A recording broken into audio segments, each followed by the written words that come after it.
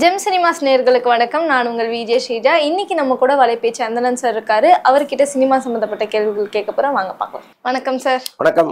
இன்னைக்கு ஐஸ்வரி கணேஷ் அவரோட பொண்ணுக்கு கல்யாணம். அதுல நிறைய செலிபிரிட்டிஸ் சேர்ந்திருந்தாங்க. நிறைய பேர் வராமலும் இருந்திருந்தாங்க. அப்படின்னு சொல்லிட்டு நம்மளுக்கு எதை குறையா இருக்கோ அதை மட்டும் தான் நம்ம பார்ப்போம்.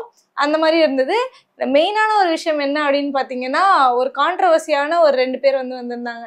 ஜெயம் ரவி அப்புறம் அவங்களோட சிங்கர் அப்படி வந்திருந்தாங்க. அதுவும் ஒரே கலர் ட்ரெஸ்ல வந்திருக்காங்க. ஏற்கனவே இவ்வளவு கான்ட்ரவர்சி இருக்கு, இதெல்லாம் உங்களுக்கு தேவையா அப்படின்ற மாதிரி நிறைய பேர் கேட்டுட்டு இருக்காங்க. அதுக்கு உங்களோட இல்லைங்க, அது அவங்களுடைய தனிப்பட்ட விருப்பம், வாழ்க்கை. அதை நம்ம ரொம்ப அனலைஸ் பண்றது தவறு.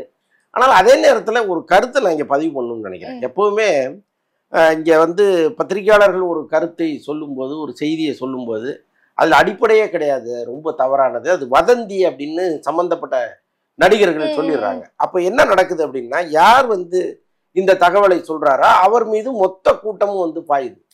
டேய், எப்படா நீங்க சொல்லலாம், இந்த பாரு ஜெயம் ரவியே இல்லைன்ட்டாரு அப்படின்னு கோபம் வருது. நான் சொல்லல, பொதுவா பேசினவங்களுக்காக நான் சொல்றேன். இதே ஜெயம் ரவி அன்னைக்கு அப்படி சொன்னார்.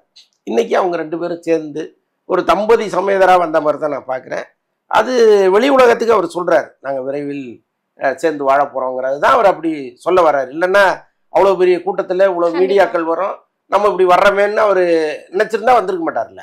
அப்போ ஏதோ இந்த சமூகத்துக்கு நம்ம ஒரு கருத்தை சொல்லணும்னு நினைக்கிறாரு, அதனால கூப்பிட்டு வந்துட்டாரு. நான் என்ன சொல்கிறேன், உங்களுக்கும் அவங்க மேலே ஒரு காதல் இருக்குது, அது எப்படியோ வெளியில் கசிந்து அது சில பேர் பேசுகிறாங்க, நம்ம அதை பேசலை, யாரோ பேசுகிறாங்கன்னு வைங்களேன், நீங்கள் அமைதியாக அதை கடந்து போயிருக்கலாம். அப்படி ஒரு விஷயமே நடக்கலை, அது ரொம்ப தவறானது, பொய் அப்படின்னு சொல்லிட்டு நீங்கள் இப்படி செய்யறதுங்கிறது அதுதான் நம்மளால ஏற்றுக்க முடியல. மற்றபடி அது அவருடைய தனிப்பட்ட வாழ்க்கை, அவர் தனிப்பட்ட விருப்பம். அவர் ஏன் அந்த முடிவு எடுத்தாருன்னு நீங்க அவர்கிட்ட போய் கேட்டாதான் அதுல இருக்கிற நியாயம் தெரியும்.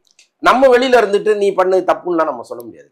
இல்ல சார், இப்போ முன்னாடி நம்ம அந்த பிரஸ் மீட்ல பார்க்கும்போது தேவையே இல்லாம 2 பேரை சேர்த்து வச்சு பேசாதீங்க, அவங்களும் நானும் ப்ராஜெக்ட் பண்ணிருக்கோம் அவ்வளவுதான் அப்படின்ற மாதிரி சொல்லிருக்காரு. இப்ப நடுவுல இப்ப யாரு இருக்கா அப்படின்னு பாத்தீங்கன்னா, ஒரு ஃபால்ஸ் அலிகேஷன் அவங்க ஒய்ஃப் மேல வச்சாரு. எங்க மாமியார் கொடுமை பண்றாங்க, இவ்வளவு பண்றாங்க, அவங்களாலதான் நாங்க பிரியிறோம் அப்படின்ற மாதிரி. இப்ப அந்த சைடு சொன்னது எல்லாமே பொய்யா இருக்குமா? இல்ல, ஃபால்ஸ் அலிகேஷனா நீங்க எடுத்துக்க முடியாது. இல்ல, அப்படியும் நடந்திருக்கு தானே சார். நம்ம அந்த பக்கம் விசாரிக்கும் பொழுது அப்படி நடந்திருக்கு. நிஜமாவே ஜெயம் ரவி ரொம்ப பாதிக்கப்பட்டிருக்கிறார் திருமண வாழ்க்கையில. அவருக்கு ஒரு மிகப்பெரிய தோல்வி தான் அது. அவருக்கு சுதந்திரம் இல்லாத அளவுக்கு அவருக்கு நெருக்கடி கொடுத்தாங்கிறதெல்லாம் நம்ம பார்த்தோம். ஸோ அதனால அவர் சொல்றதுல ஒன்றும் இல்லை. இன்னொன்று நீங்க ஒரு பக்கம் நெருக்கடி கொடுக்கும்போது தான் நீங்க இன்னொரு பக்கம் நமக்கு வேற ஒரு சுதந்திரத்தை தேடி போவீங்க. ஒருவேளை ஆர்த்தி ரொம்ப அவருக்கு நினைச்ச மாதிரி இருந்திருந்தாங்கன்னா இந்த முடிவை அவர் எடுத்திருக்க மாட்டாரு.